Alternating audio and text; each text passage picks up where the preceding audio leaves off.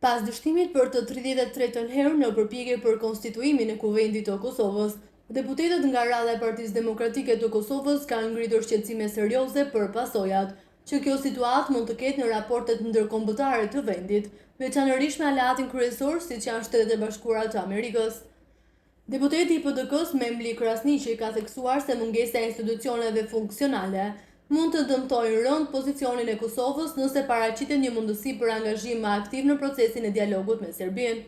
Nëse në një moment të papritur e që nuk mund ta parashikojmë, SBA kërkon një qasje më proaktive nga ana e Kosovës për një marrëveshje potenciale me Serbinë, mungesa e institucioneve të konsoliduara do të jetë një pengesë serioze e do të dëmtojë drejt për drejt pozicionin tonë, ka deklaruar Krasniqi para mediave.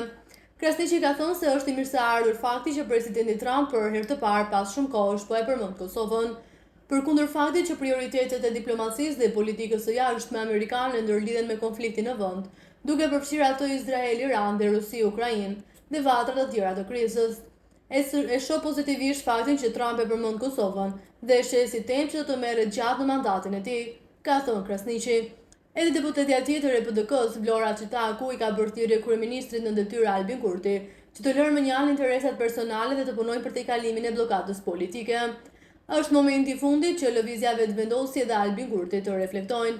Bota po ndryshon çdo ditë në mënyrë dramatike dhe Kosova nuk mund të lejojë të ngecë për shkak të egove personale. Kosova është më e madhe se çdo individ. Më vjen keq që jemi në një situatë që duke pa rrugdalje, ka theksuar Çitaku.